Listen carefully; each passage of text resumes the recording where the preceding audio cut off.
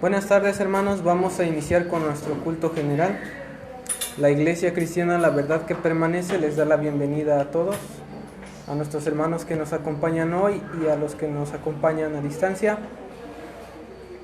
Vamos a tener nuestra lectura bíblica.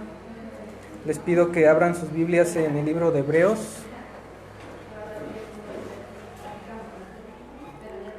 Como ya hemos estudiado, hermanos, Hebreos se le destaca al Hijo a Jesucristo sobre el día del reposo, sobre los profetas, sobre el sacerdote, la superioridad de Jesucristo sobre todos estos ritos del Antiguo Testamento. Y en el capítulo 13, el autor a los Hebreos nos va a decir unos consejos o deberes cristianos. Vamos a leer el versículo 4, hermanos.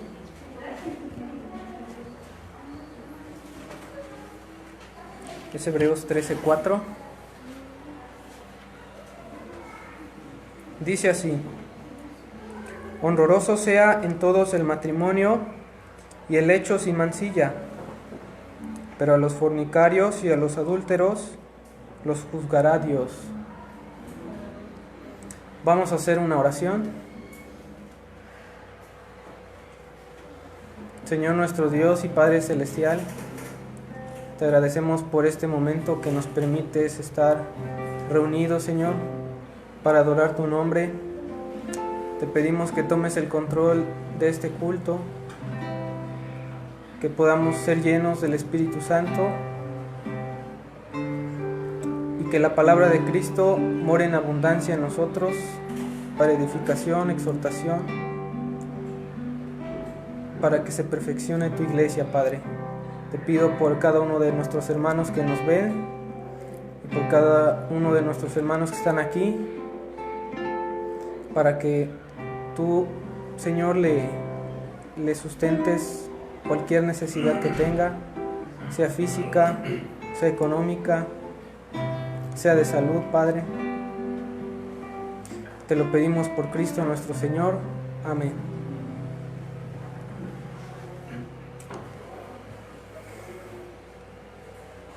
Vamos a empezar cantando, hermanos. Partió mi maestro. Mateo 25:23 dice: su Señor le respondió: hiciste bien, siervo bueno y fiel, has sido fiel en lo poco, te pondré a cargo de mucho más. Ven a compartir la felicidad de tu Señor. Partió mi maestro a un país sin igual que lejano está. Dejóme mandato y obedecer al Señor mi deber será. Fiel quiero serle hasta esperar su venida y en su servicio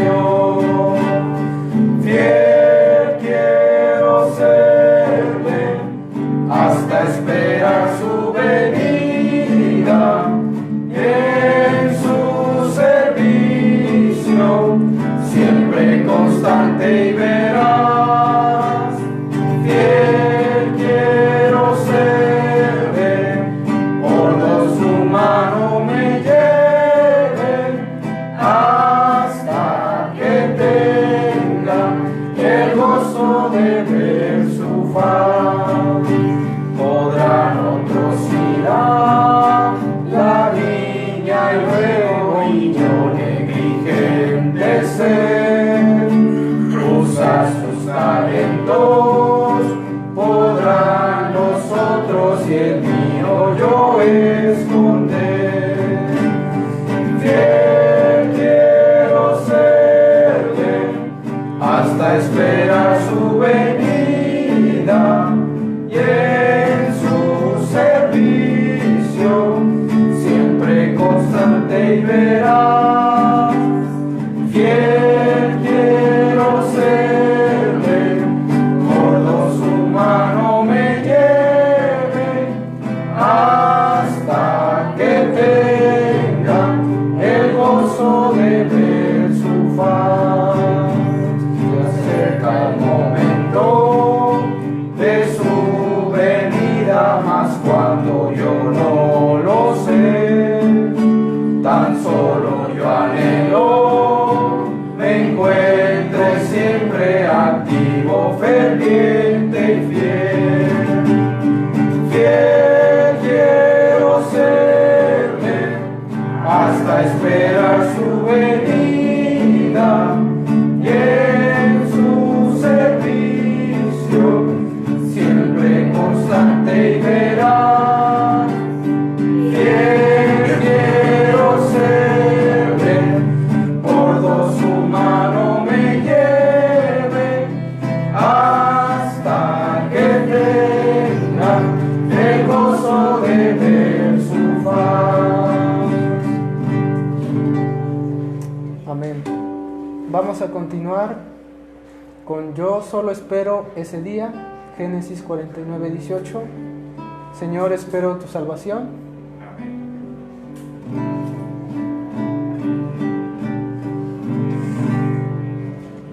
Solo espero ese día cuando Cristo volverá. Yo solo espero ese día cuando Cristo volverá. Afán y todo trabajo para mí terminará. Cuando Cristo venga a su reino me llevará. Ya no me importa que el mundo me desprecie por doquier. Ya no soy más de este mundo, soy del reino celestial. Yo solo espero ese día cuando me levantaré de la tumba fría con un cuerpo ya inmortal. De la tumba fría con un cuerpo ya inmortal. Entonces allí triunfante y glorioso estaré. A mi Señor Jesucristo cara a cara le veré. Allí no habrá más tristezas ni trabajos para mí. Con los redimidos al Cordero alabaré. Con los redimidos al Cordero alabaré. Vamos a seguir cantando Jesús es el Señor. Filipenses 2, 10, 12. Dice: para que ante el nombre de Jesús se doble toda rodilla, en el cielo y en la tierra y debajo de la tierra, y toda lengua confiese que Jesucristo es el Señor, para gloria de Dios Padre.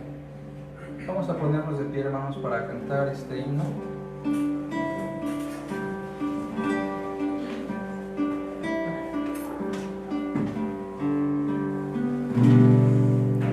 Jesús, Señor de la creación, siendo en forma de Dios, se despojó a sí mismo,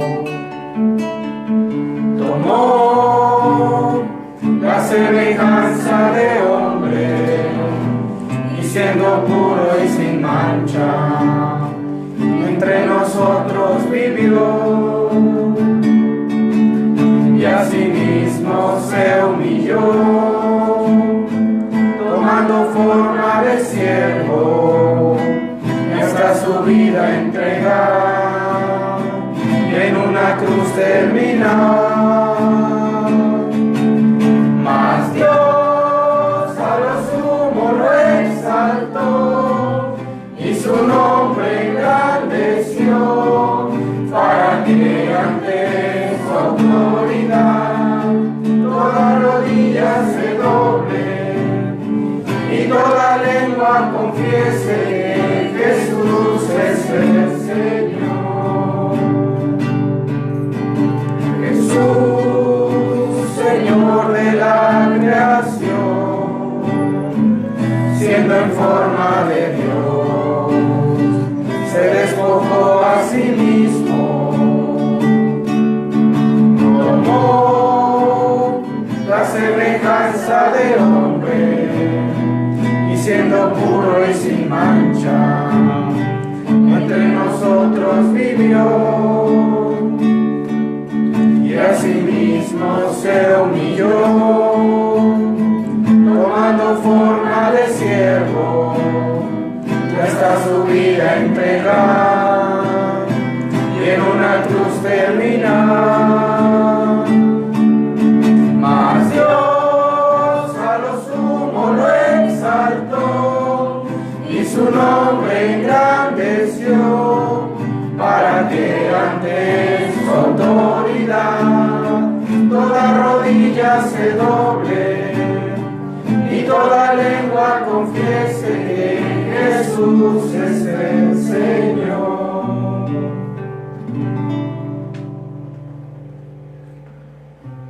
Vamos a cantar ahora Maravillosa Gracia.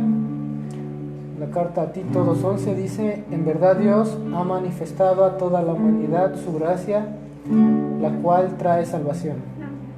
Hay que recordar que gracia se puede traducir como favor inmerecido, aquello que no merecíamos por nosotros mismos ni por nuestros méritos, sino por los de Cristo. Vamos a cantar, hermanos.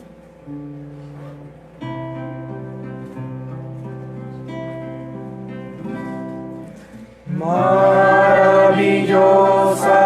gracia de Cristo rico don, que para describirla palabras vanas son. Encuentro en ella ayuda, mi carga ya quitó, pues de Cristo divina gracia me alcanzó. De Jesús maravillosa gracia, insondable es cual el ancho mar, don incomparable, fuente inagotable, mi alma puede allí su sed calmar. Don precioso, rico e inefable, libres para todo pecador, oh, ensalzar el nombre de Jesús el Salvador.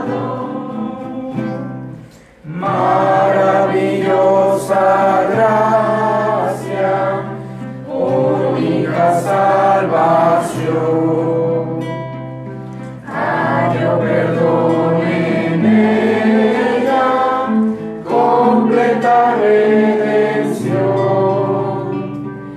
el yugo del pecado de mi alma ya rompió, pues de Cristo divina gracia me alcanzó.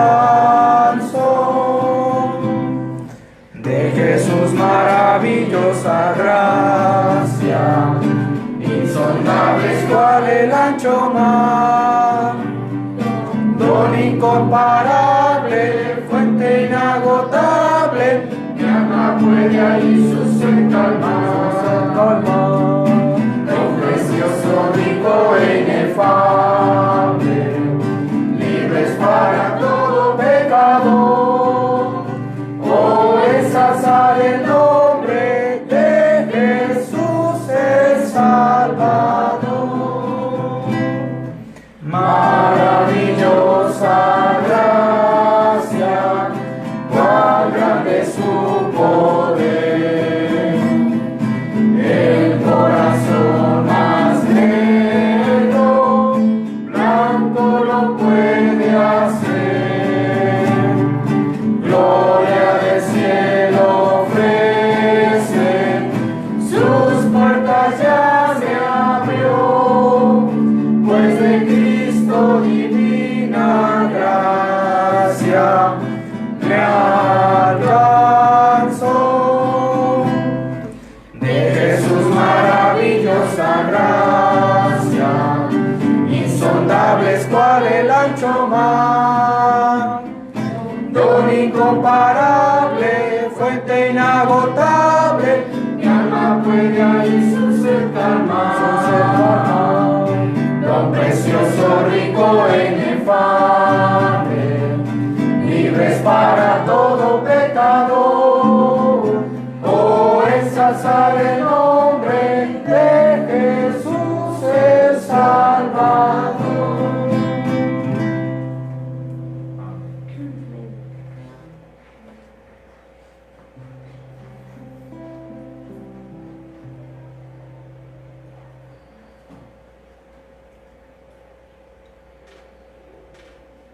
Creo que son todos los cantos, ¿verdad? No, falta uno.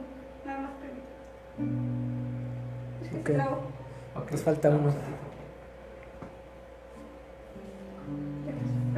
Listo. Vamos a cantar por último, Gloria a ti Jesús divino. Juan 1:14 dice así: y el Verbo se hizo carne y habitó entre nosotros, y vimos su gloria, gloria como del unigénito del Padre, lleno de gracia y de verdad.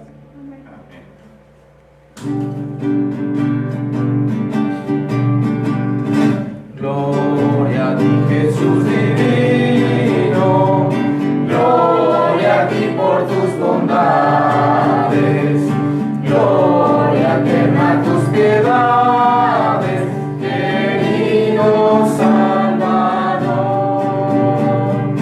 Tú me amaste con ternura y por mí en la cruz moriste.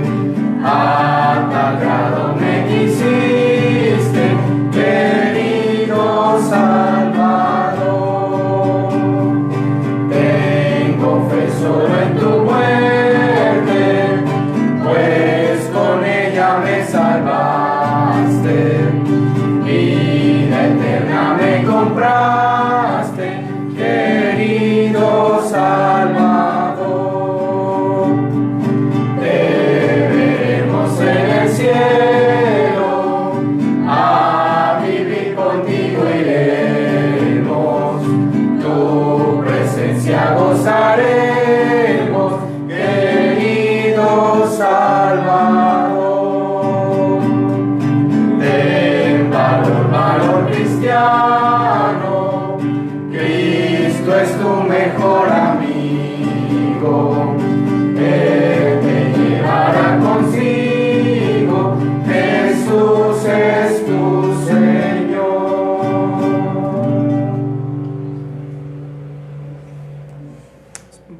Vamos a la primera carta a Timoteo.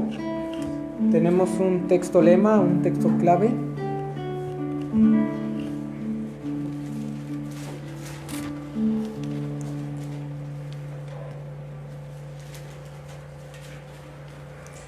Primera carta a Timoteo, capítulo 2, 5 y 6. Vamos a leerlo todos juntos. Dice así: Porque hay un solo Dios y un solo mediador entre Dios y los hombres, Jesucristo hombre, el cual se dio a sí mismo en rescate por todos, de lo cual se dio testimonio a su debido tiempo.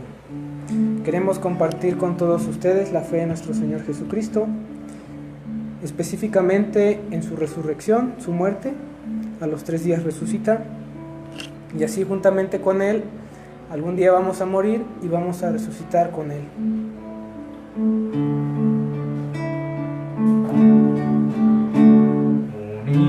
Unidos, unidos en su nombre, unidos, unidos, unidos en su nombre, unidos, pues en este mundo paz y amor tendremos, pues en este mundo paz y amor tendremos, unidos, siempre unidos, tomados de las manos, iremos por el mundo cantando al Señor. La gloria de Jesús al fin resplandecerá y al mundo llenará de amor y paz. Vamos a dar lugar a la predicación. Los niños van a pasar, ¿no? ¿Saben? Ok, ya están. Entonces vamos a prestar atención a nuestro hermano Carlos. Adelante, hermano.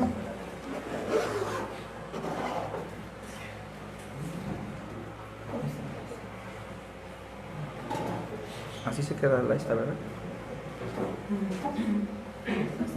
Ah, bueno. Bien.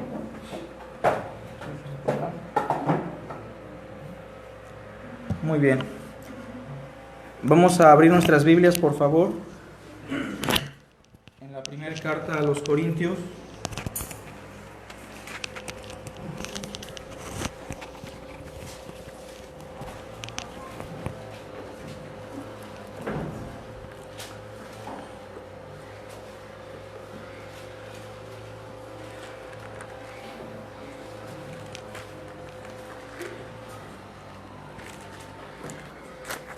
Primer carta a los Corintios, hermanos, y vamos a buscar el capítulo 7. Estamos avanzando en este estudio de la primera carta a los Corintios, en donde el tema central de la carta, como ya hemos mencionado mucho, es el tema del cuerpo. El cuerpo va a ser entonces el tema medular de toda la primera carta a los Corintios. Ya sea que el apóstol Pablo hable del cuerpo refiriéndose a la iglesia, como dice en el capítulo 12, 13 y 14, que nosotros somos el cuerpo de Cristo, ya sea que se refiera al cuerpo haciendo alusión a nuestro cuerpo como templo del Espíritu de Dios, o ya sea que hable de nuestro cuerpo en relación a las funciones que tiene dentro del matrimonio. Y entonces el capítulo 7 es un capítulo que está enfocado a explicarnos situaciones diversas que surgen en el matrimonio de un cristiano. Y vamos entonces a dar lectura del capítulo 7, verso 1 al verso 6. En cuanto a las cosas de que me escribisteis, bueno le sería al hombre no tocar mujer, pero a causa de las fornicaciones, cada uno tenga su propia mujer y cada una tenga su propio marido.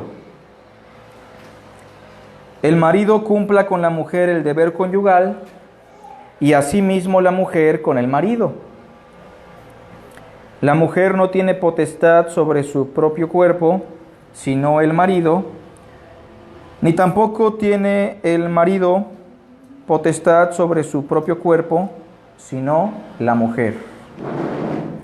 No se nieguen el uno al otro, a no ser por algún tiempo de mutuo consentimiento, para ocuparos sosegadamente en la oración, y volved a juntaros en uno, para que no os tiente Satanás a causa de vuestra incontinencia.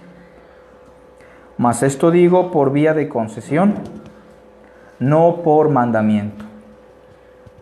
Evidentemente, el tema que está tocando aquí el apóstol Pablo es un tema delicado, pero es un tema que nos compete a todos aquellos que tenemos un cuerpo, porque en algún momento estaremos involucrados en una relación matrimonial. En caso de que estés soltero o soltera, el texto va dirigido también a aquellos que en un futuro tendrán una relación matrimonial. Pero para aquellos que estamos ya unidos en matrimonio, el pasaje que acabamos de leer tiene que ver con nuestro cuerpo, ¿sí o no? Tiene que ver con nuestro cuerpo y cómo éste se desarrolla en el matrimonio. Hace 8 días hablamos de la fornicación, porque el capítulo 6 hace énfasis en que el cuerpo no es para la fornicación. Pero entonces, el capítulo 7 nos va a hablar de las relaciones sexuales dentro del matrimonio. Y es a veces un poco escandalizante para nuestra sociedad tocar el tema de las relaciones íntimas, porque hay como una especie de misterio, morbo y distorsión. Pero la Biblia, hermanos, habla de las relaciones sexuales de principio a fin.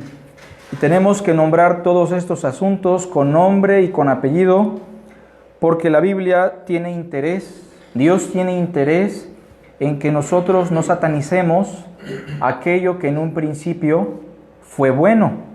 Ustedes recordarán que en el Génesis, después de haber creado todas las cosas, incluyendo el matrimonio, lo cual implica una relación sexual, una relación carnal, el Señor dice que era bueno. Entonces el tema de hoy será el matrimonio y su función en torno a las relaciones sexuales. El matrimonio y su función en torno a las relaciones sexuales. Bueno, déjenme decirles que hay muchas personas, incluso dentro del cristianismo, aunque suene muy exagerado, que piensan que las relaciones sexuales en el matrimonio son malas. Y aunque muchas veces no lo dicen, llegan a evitar el contacto con su cónyuge. Al menos yo como pastor, siendo un pastor joven, he tenido al menos 3 casos de consejería en donde uno de los cónyuges se está negando a consumar el acto sexual, precisamente porque hay una idea arraigada, ya sea por la sociedad, ya sea por la religión, de que el acto sexual es pecaminoso. Y es que ya vimos hace 8 días que hay actos sexuales que sí son pecaminosos. La fornicación, el adulterio, el incesto, el homosexualismo, el lesbianismo, todo esto está enclaustrado en lo que conocemos como fornicación. Pero vamos a tratar primero, antes de llegar al texto, de desmentir algunos mitos que nos dicen que las relaciones sexuales en el matrimonio son malas. Déjenme decirles que hace unos 5 años llegó un joven, una pareja joven, que tenía problemas precisamente porque el cónyuge, el varón, se negaba a tener relaciones con su mujer. El hecho era que el pastor les había dicho que mientras no tuvieran su ceremonia religiosa para casarlos, cada acto sexual que ellos tuvieran iba a ser un pecado ante Dios, ¿no? Obviamente esto provocó que la relación matrimonial se viera afectada en cierta medida, y es por eso que el apóstol Pablo trata este asunto, hermanos, porque la relación sexual no está desligada de la relación espiritual. La vida espiritual de un creyente casado, de una creyente casada, tiene que ver mucho con su relación con su cónyuge. Vamos a hacer una oración y vamos a pedirle al Señor sabiduría y tacto para poder charlar sobre este asunto. Padre, te damos las gracias por tu palabra, porque es buena y perfecta y permanece para siempre. Te pedimos que mientras estemos en este mundo de los vivos, podamos hacer aquello que a ti te agrada, Señor, aquello que tú nos ordenas. Te suplicamos que nos des lucidez, que nos des entendimiento para conocer tu verdad. Te lo pedimos, Señor, en Cristo Jesús. Amén. Bueno, vamos a Génesis, donde inició todo este asunto. Génesis, capítulo 1.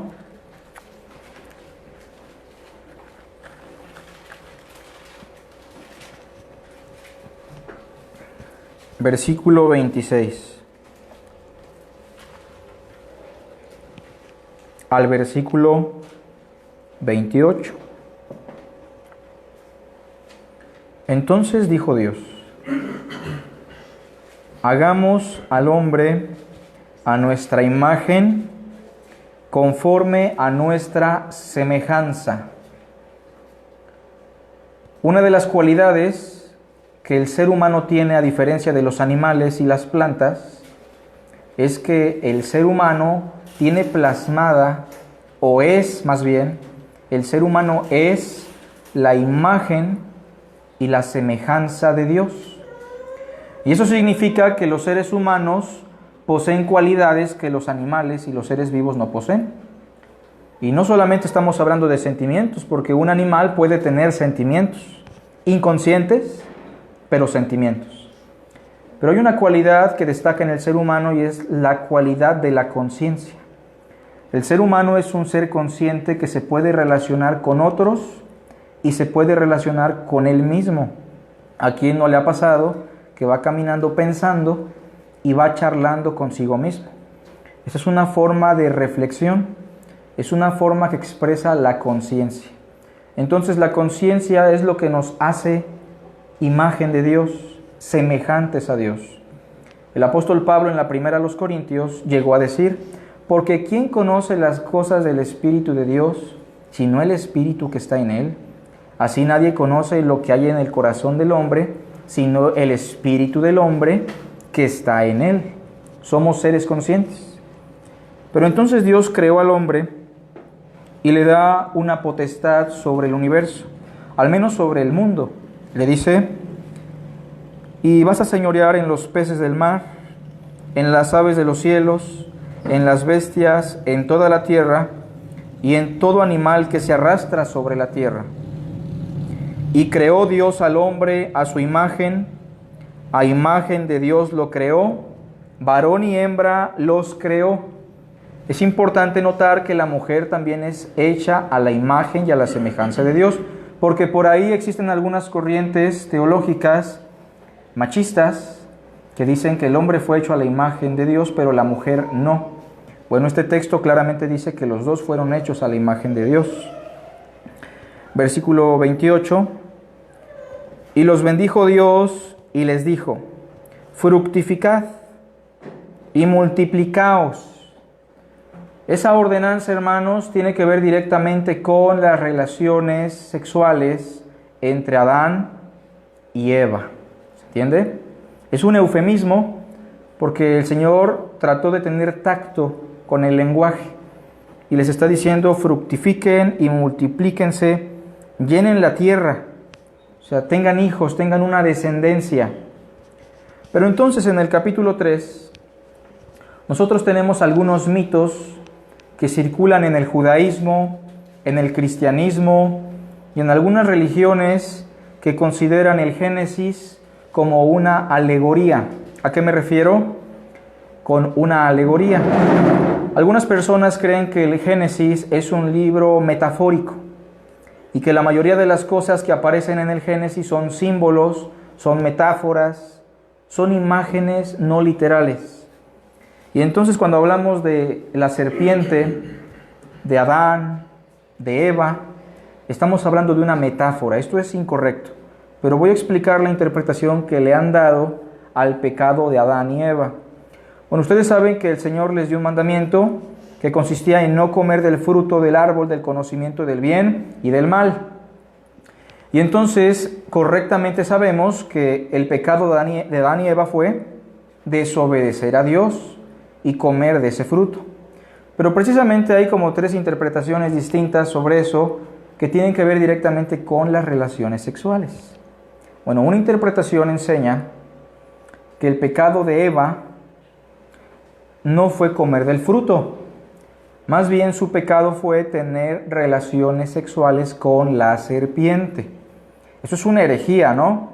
Primero, porque aunque la serpiente fuera un símbolo de Satanás, Jesucristo dice que los ángeles no pueden tener relaciones sexuales. Eso lo dice en Mateo capítulo 22. Pero bueno, omitiendo esa idea, los judaizantes llegaron a explicar que Eva tuvo relaciones sexuales con la serpiente, y entonces en Génesis capítulo 3, cuando tiene la charla con la serpiente, lo que está ocurriendo en ese evento es que la serpiente, Satanás y Eva, pues están teniendo coito.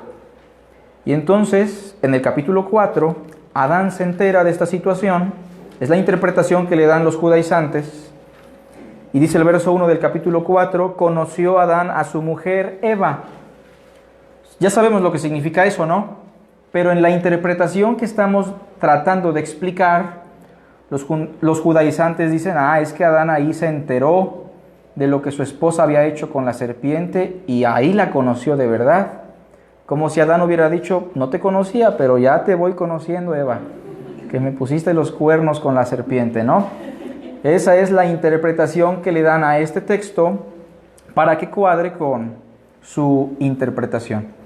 Ahora bien, entonces, cuando nace Caín, evidentemente se dice que era un hijo de ¿quién?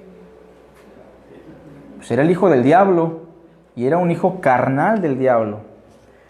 Y es que sí, la Biblia dice que Caín era del maligno, pero en un sentido espiritual, nada más. No significa que Caín fuera literalmente un hijo del diablo, en el sentido carnal. Y entonces esto ha hecho que las personas que creen esta interpretación vean las relaciones sexuales como algo satánico, como algo que Dios no le había ordenado al hombre, pero que por causa de Satanás se llegó a desatar.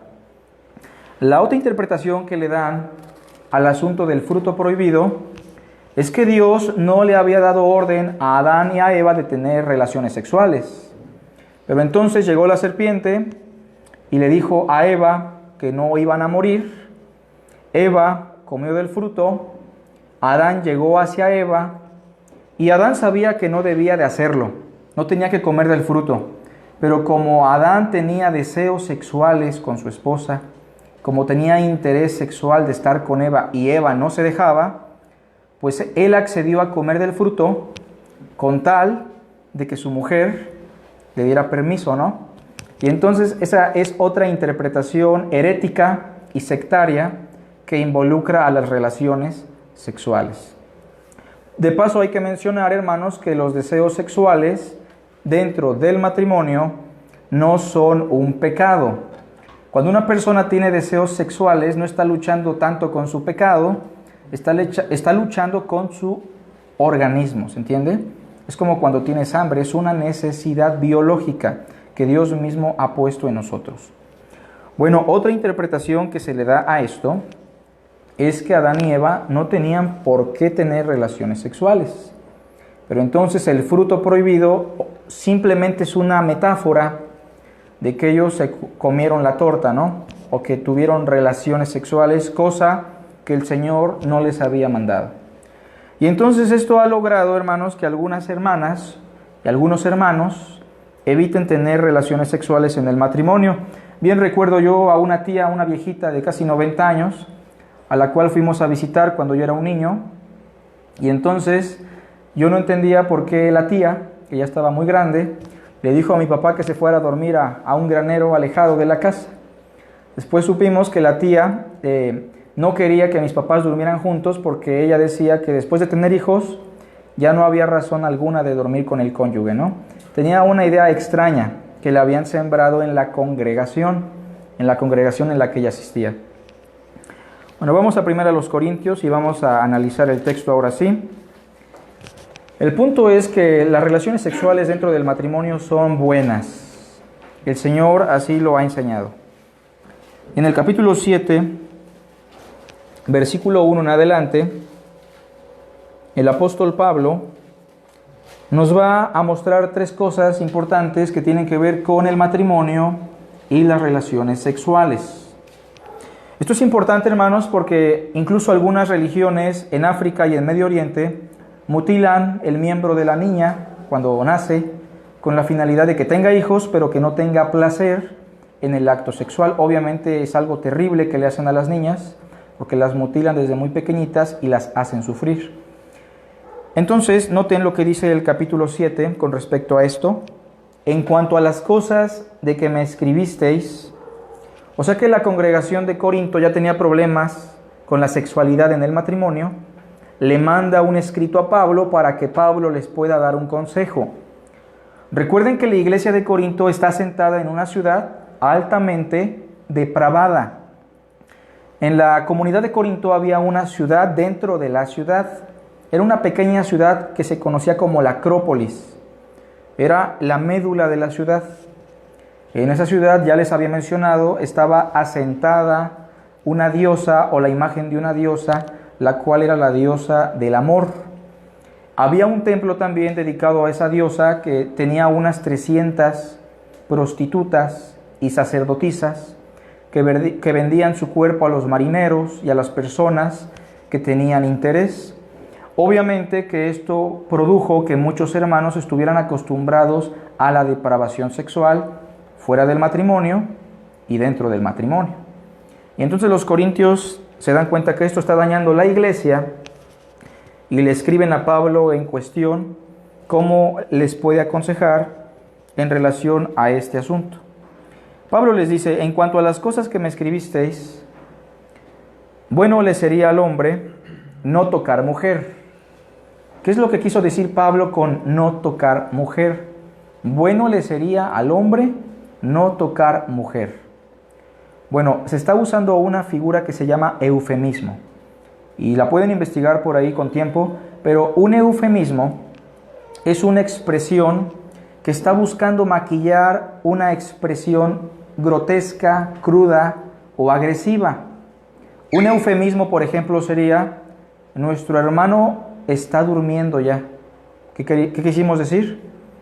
Se murió. Pero como suena feo, se murió, preferimos decir ya está durmiendo o ya está en presencia del Señor.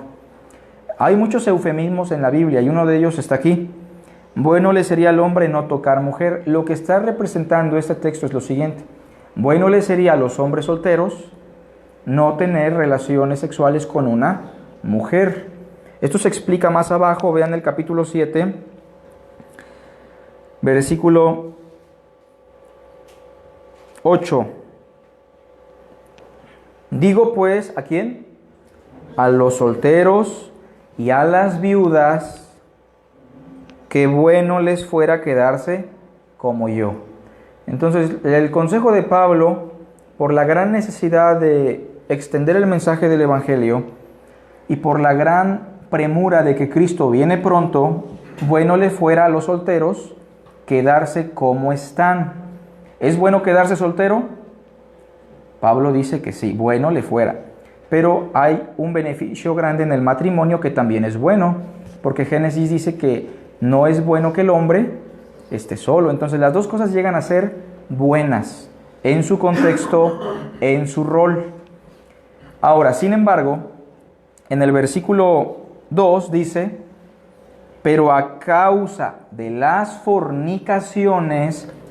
Eso significa que muchas viudas y que muchos solteros en la iglesia habían incurrido en fornicaciones. Y de hecho el capítulo 5 que leímos en Corintios nos muestra que había un caso de fornicación dentro de la iglesia.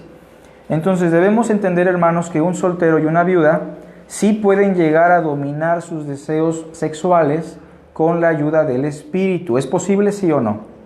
Es posible porque Dios no nos ha dado un espíritu de cobardía, sino de amor y de dominio propio. Si andamos en el Espíritu, podemos dominar cualquier deseo pecaminoso. Pero ante la realidad de que no siempre andamos en el Espíritu y ante la realidad de que no siempre dejamos que el Espíritu nos domine por causa de las fornicaciones, verso 2, cada uno tenga su propia mujer y cada una tenga su propio marido. En primer lugar, debemos explicar lo siguiente. El matrimonio es la prevención a las fornicaciones. Eso debe entenderse. El matrimonio nos previene de caer en actos de inmoralidad sexual. Y en gran medida, un soltero, una soltera, deben considerar casarse únicamente por el asunto de las relaciones sexuales, ¿sí o no? En algunas situaciones sí. No se debe casar usted nada más por las relaciones sexuales, pero cuando la situación es complicada y cuando usted nota que está en tentación de manera continua, la persona sí debe de orar, si es un soltero o una soltera, por encontrar a su cónyuge, porque Dios le conceda el don de tener una pareja. Verso 2, pero a causa de las fornicaciones, cada uno tenga su propia mujer y cada una tenga su propio marido.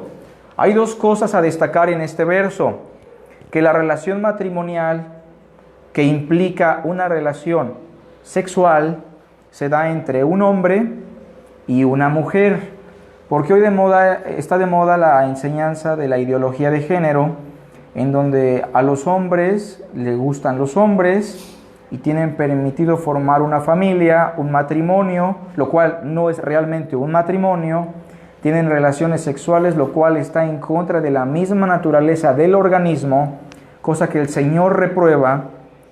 Y entonces es importante notar lo que el texto nos dice, un hombre y una mujer, nada más. Pero hay otra cosa también que debemos notar, aunque se habla de dos géneros distintos, hombre y mujer, no se dice que el hombre pueda tener dos mujeres o que la mujer pueda tener dos hombres. ¿Cómo dice el texto? Cada uno tenga su propia, no sus propias mujeres, ni tampoco sus propios maridos. Porque de hecho vamos a encontrar algunas sectas cristianas que, justificando el hecho de que Abraham, Salomón y David, hombres de Dios, tuvieron muchas mujeres, permiten que los miembros o los líderes religiosos, sobre todo, tengan a sus esposas y a sus concubinas. Tenemos muchas denominaciones sectarias cristianas que enseñan este tipo de cosas, como sería el caso de la secta de la luz del mundo, que por cierto su líder está en problemas y está en juicio. Tenemos otra secta que es el mormonismo, en donde se enseña que mientras más hijos tengas, más hijos llevarás al reino celestial, así que un vientre no es suficiente, una matriz no es suficiente, necesitamos más. Y entonces su líder en sus inicios tuvo más de 50 mujeres y los seguidores llegaron a tener más esposas con la finalidad de tener más hijos y se empezó a practicar la poligamia. Entonces recordemos que esto es altamente satánico, contrario a la verdad. Y por cierto hay que preguntarnos por qué Abraham, Salomón y David sí tuvieron más mujeres. ¿Alguna idea? ¿Eran hombres santos o no? Santos en el sentido estricto de la palabra, sí, porque Dios los había consagrado. ¿Eran hombres de fe? Los tres aparecen en Hebreos capítulo 11, hombres de fe. ¿Fueron salvados los tres? A los tres se les menciona como hombres salvados. Entonces la pregunta es, ¿por qué tuvieron más mujeres? ¿Estuvo bien? ¿Estuvo mal? ¿Estuvo más o menos? ¿Cómo podemos explicar eso, hermanos? Porque es una pregunta interesante que justifican en las sectas para dar permiso a que tengamos muchas parejas. Bueno, la realidad, hermanos, es que tanto Abraham cometió un pecado, como Salomón cometió un pecado y David cometió un pecado. Recuerden que la enseñanza con respecto al matrimonio debe girar en torno a la enseñanza de nuestro Señor Jesucristo. Recuerden que la revelación de las Sagradas Escrituras fue progresiva y la plenitud de la revelación, la plenitud de la verdad la tenemos en nuestro Señor Jesucristo. Entonces, cuando Cristo es cuestionado por los fariseos, Él les dice con respecto al matrimonio que en un principio no fue así. sino que varón y hembra los creó. Y dijo, por tanto dejará el hombre a su padre y a su madre, y se unirá a su mujer, y los dos serán una sola carne. Y de paso mencionamos que se convierte en matrimonio cuando existe el contacto sexual. No se convierte en un matrimonio cuando tienen la ceremonia religiosa. Si fuera así de fácil, sería muy sencillo tener un matrimonio. El matrimonio se da cuando los dos se convierten en una sola carne. Es Dios quien los une en el acto de la intimidad. Capítulo 7, versículo 2, entonces nos enseña que el matrimonio nos previene de la fornicación. En este caso se está refiriendo a los solteros y a las viudas. Si usted está soltero, soltera, viudo o viuda, debe entender que es bueno quedarse solo, confiando en el dominio del Espíritu Santo. Pero si no se puede, el Señor dice que se case, tenga a su marido o tenga a su mujer. Verso 3 y 4, seguimos leyendo. El marido cumpla con la mujer el deber conyugal. Otro eufemismo. Por deber conyugal, ¿qué entendemos? Relaciones íntimas. El marido cumpla con la mujer el deber conyugal y asimismo la mujer con el marido. ¿Cuál es la palabra a enfatizar en el verso 3? Cumplimiento, deber. ¿Se dan cuenta? Verso 4. La mujer no tiene potestad sobre su propio cuerpo, sino el marido. Ni tampoco tiene el marido potestad sobre su propio cuerpo, sino la mujer. En segundo lugar, el acto conyugal es un deber en el matrimonio. Y algunos hasta se pueden reír, ¿no? ¿Cómo es que eso va a ser un deber, una obligación? Bueno, si es una obligación y un deber, primero porque Pablo lo está diciendo. Segundo, porque la Biblia lo dice en Génesis 1, ¿se acuerdan? Multiplíquense, fructifiquen. Hay hermanos incluso que cuando ya tienen muchos hijos dicen, pues yo creo que vamos a operar a mi esposa, me voy a operar yo, porque creo que eso es malo, ya muchos hijos no voy a poder, los gastos están bien fuertes, la economía.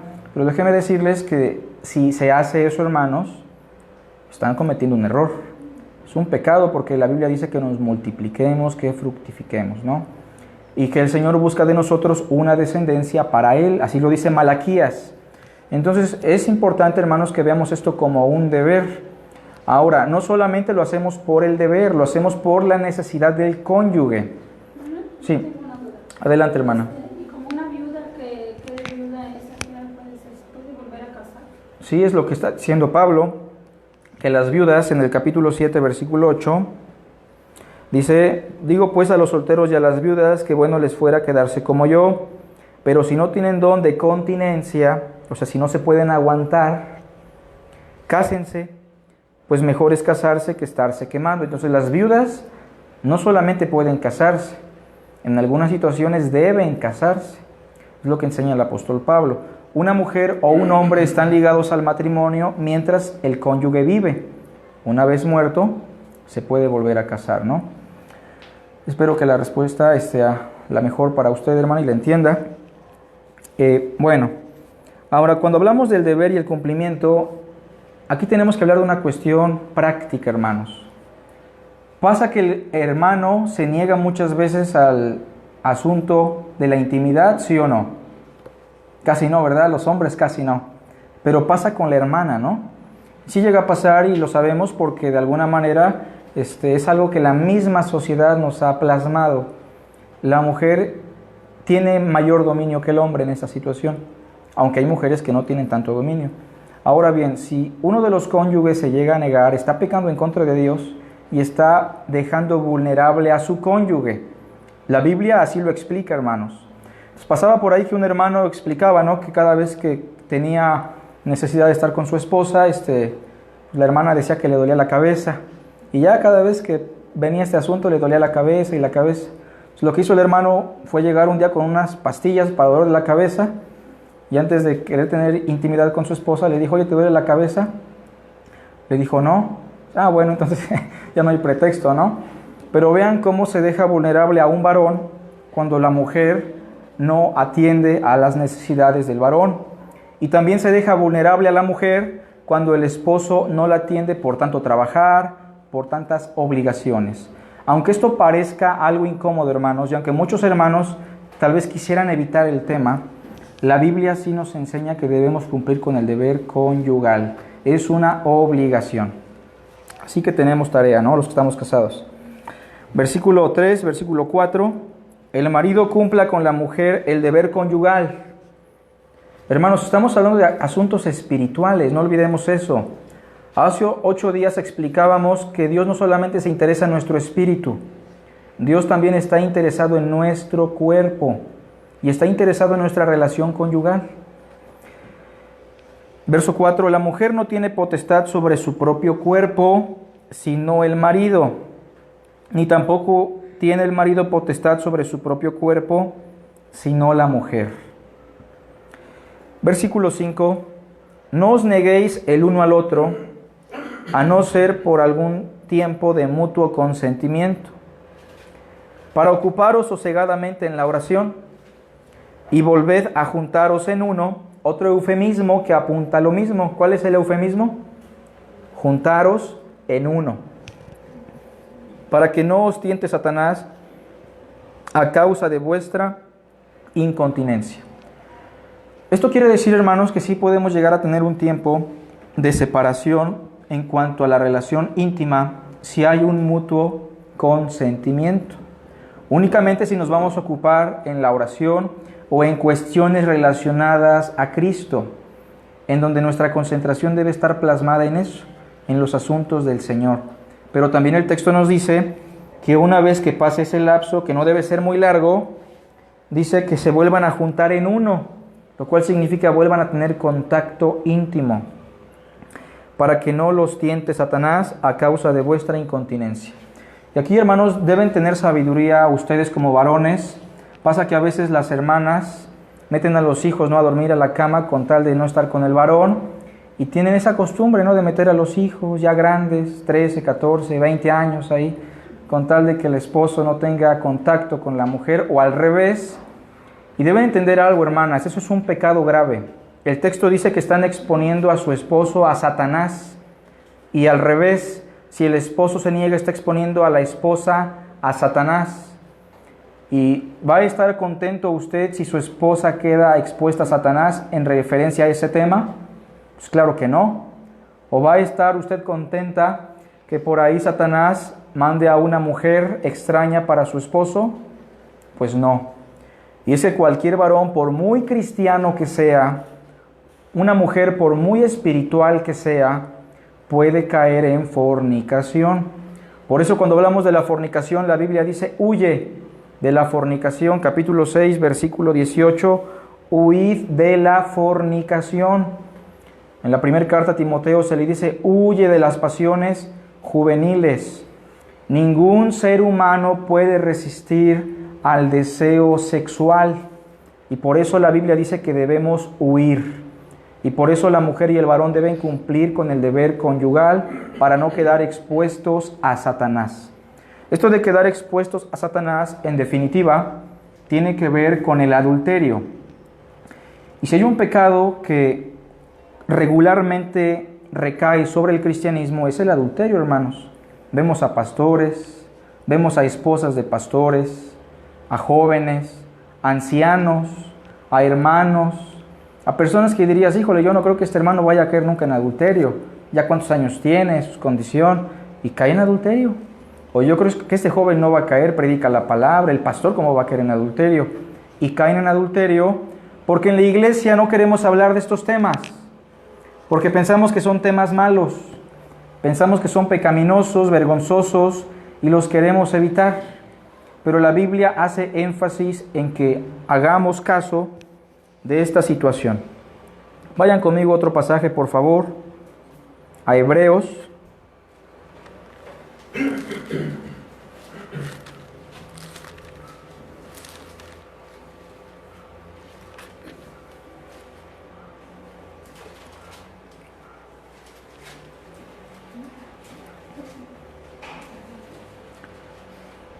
Capítulo 13.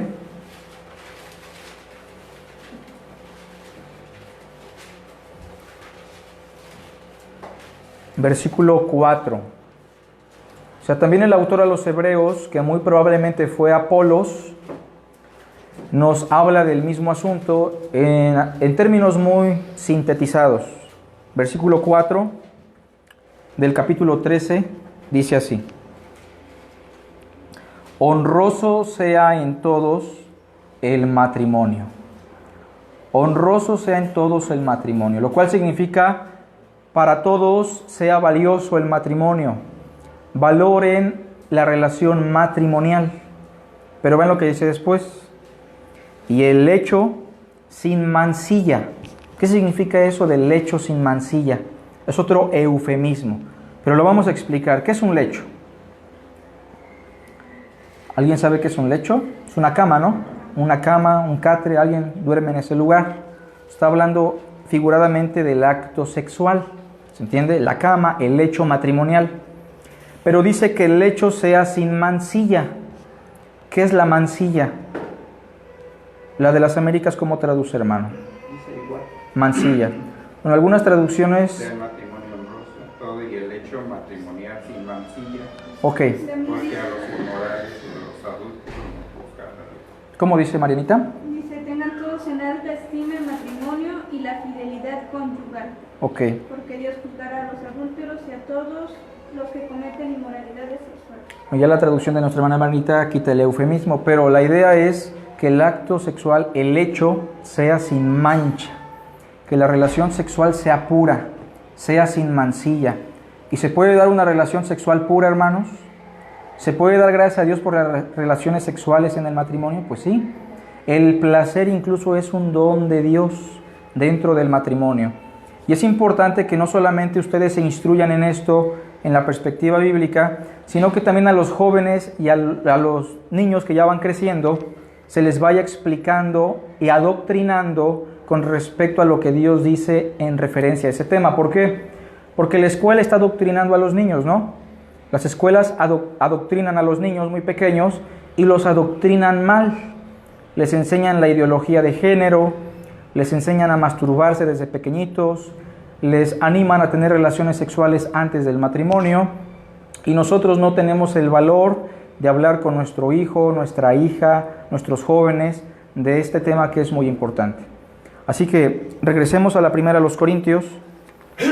En tercer lugar, hermanos, las relaciones sexuales en el matrimonio nos previenen de Satanás, nos previenen del adulterio. Primera a los Corintios, capítulo 7, versículo 6 termina diciendo, hermanos, capítulo 7, versículo 6 dice: mas esto digo por vía de concesión, no por mandamiento. ¿Qué quiso decir el apóstol Pablo con eso? Esto digo por vía de concesión, no por mandamiento. En el versículo 1 tenemos que la iglesia le escribe a Pablo, ¿no? En referencia a estos temas. Entonces la iglesia le está pidiendo a Pablo un consejo. Y cuando él dice, les doy esto por vía de concesión, está diciendo, este es un consejo que yo les doy porque ustedes me lo están concediendo. Ustedes me han dado la autorización para hablar del asunto. Pero esto que acabo de enseñarles, no lo digo por mandamiento. ¿Qué significa eso? Esto que acabo de decir no lo van a encontrar en la ley de Moisés, no lo van a encontrar en los profetas.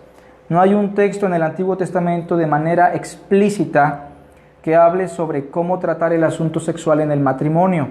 Así lo que yo les estoy diciendo es un consejo personal. Claro, nosotros sabemos es inspirado por Dios. Ya en algún momento les dirá algo que sí viene en la ley de Moisés. Por ejemplo, en el capítulo 7, vean por favor,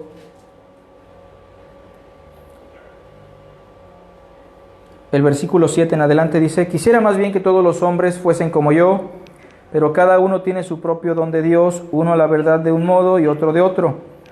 Digo pues a los solteros y a las viudas que bueno les fuera quedarse como yo, pero si no tienen don de continencia, cásense, pues mejor es casarse que estarse quemando.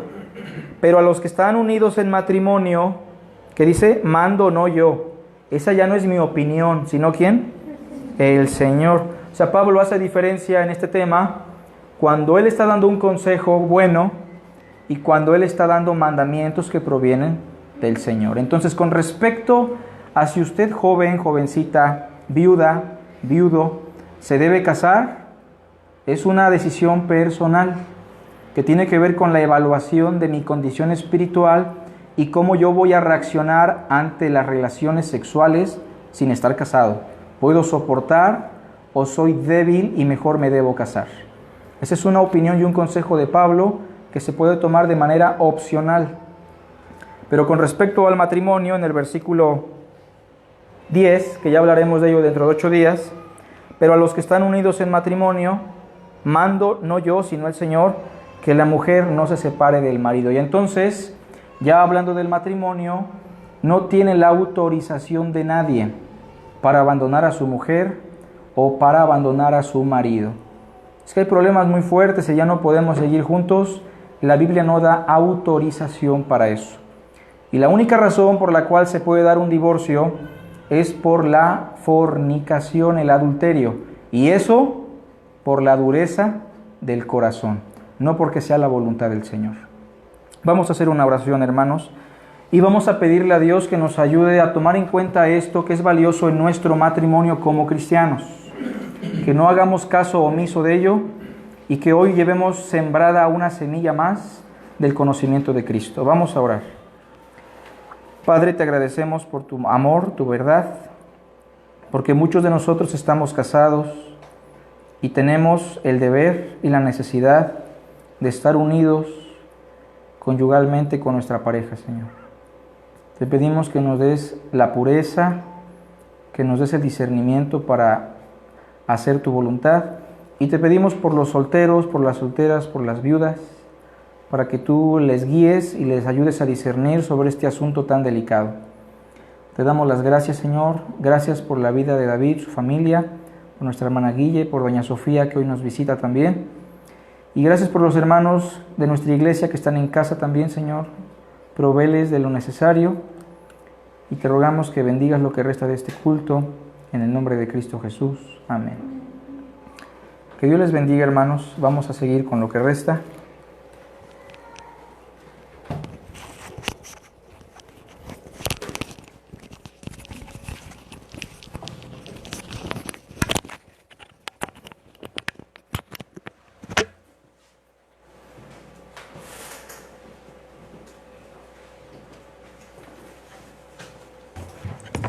Les invitamos, hermanos, a que no se pierdan los videos de los cultos y la escuela dominical.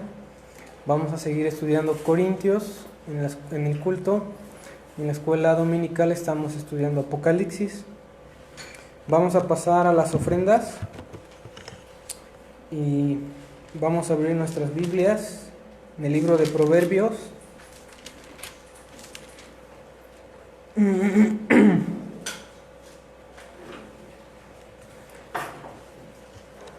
Que ya la mayoría de nosotros no lo aprendimos.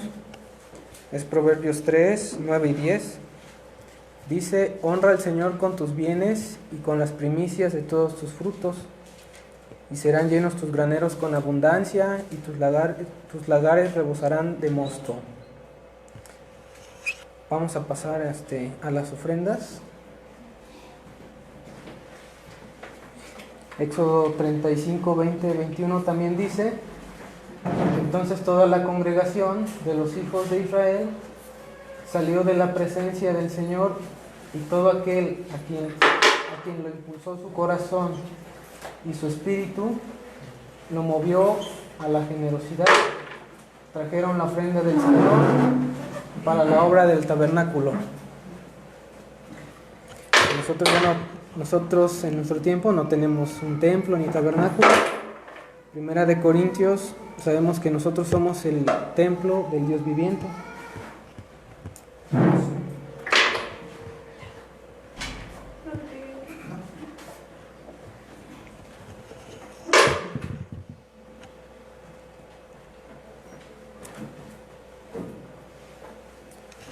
Vamos a hacer una oración ahí, avisos. Sí, hermano Rosendo. Para 28 días que vamos a hacer un convivio y que guste traer algo. Va a ser de traje. Ok. Para el 28 de domingo tenemos un convivio. Dentro de 8 días va a haber convivio para los hermanos a distancia y los que nos escuchan aquí. Pues va a ser de traje, lo que usted pueda, hermano. Nada más no quieran traer todos refresco, ¿verdad? Vamos a comer refresco. Deberíamos de organizarnos, ¿no, hermano? Sí, nos organizamos ahorita al final, hermanos. Ok. Y hermanos, yo creo que dentro de unas 2 semanas vamos a tener que buscar un lugar ya para todos nuestros hermanos. Entonces vamos a estar pendientes a eso. Yo les aviso el lugar, ¿está bien? Estemos orando, por favor. Ok. Pues vamos a orar entonces por un lugar para reunirnos. Y bueno, para los que no saben, hermanos, nuestra hermana Marichuy tuvo ahí un accidente, no muy fuerte, pero pues sí, tiene sus lesiones. Para los que puedan visitarla, y vamos a orar por ella. No sé si hay otra petición. Por doña Laura y su familia. Ah, por doña Laura. Laura Abarca, sí, de apellido. ¿No es su vecina, hermano Ross? Sí. Ok. Tiene problemas familiares y de trabajo. Bueno. ¿Alguien más? Pues también para mí, ¿verdad, hermano? Que he tenido un poquito de problemas en el trabajo con las personas que me ayudan. Ya cambié ahorita. Hay cambio de las 2 personas que me ayudaban. Esperamos que las que están ahorita, porque pues hace falta trabajar. Ok, hermano. Vamos a orar para que el Señor les dé sabiduría sobre su negocio, hermano. Quiero dar gracias por mi familia y pedirle sabiduría como a un varón de familia a saber dirigir mi familia. Ok, hermano. Madurez. Vamos a orar por su familia para que Dios le conceda sabiduría. ¿Alguien más? Está una persona enferma, se llama Rogelio Rodríguez, le dio el COVID y está grave, y pues que Dios le permita, él ya conocía, pero que restaure su camino, también que su familia pues, tenga misericordia de él. Ok. Pues como ustedes saben, hermanos, ahorita con la pandemia hay mucha gente que pues murió, y pues sabemos nosotros que si no tenía a Jesucristo esa persona, pues ahorita está en condenación. Y pues vamos a orar para que Dios establezca el reino y que no se pierda la gente. Dios no quiere que se pierda, sino que todos lleguen al arrepentimiento. Pues vamos a orar y después de eso estamos despedidos. Señor nuestro Dios y Padre Celestial, te agradecemos en esta hora porque nos has dejado hacer nuestro culto, Señor. Te pedimos por nuestro hermano Carlos para que le conceda sabiduría y para que pueda decirnos tu palabra, Señor, sin error, que sea tu misma palabra, Señor.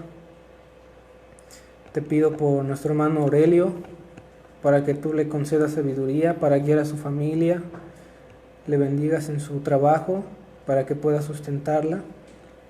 Por nuestro hermano Ross, por su negocio, hermano, porque de ahí se sustenta él. Te pedimos que le ayudes, que le bendigas. Por don Rogelio, porque pues falleció y no sabemos si conoció a Cristo o no, pero ayúdanos a compartir y a propagar el mensaje de salvación a las personas para que no se pierdan y tengan vida eterna. Te pedimos por la familia de doña Laura, porque con esta pandemia también su familia ha sufrido. Te pedimos que le des consolación y que le des fortaleza en los tiempos difíciles. También te pedimos por un lugar, Señor, donde reunirnos.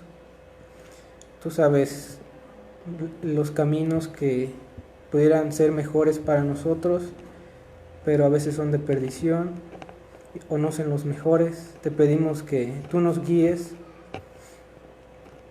Y te pido por cada uno de nuestros hermanos, por mi madre, porque está mal, y te pedimos que tú le restaures pronto, Señor, y que pueda confirmar aquí su presencia con nosotros, con su familia.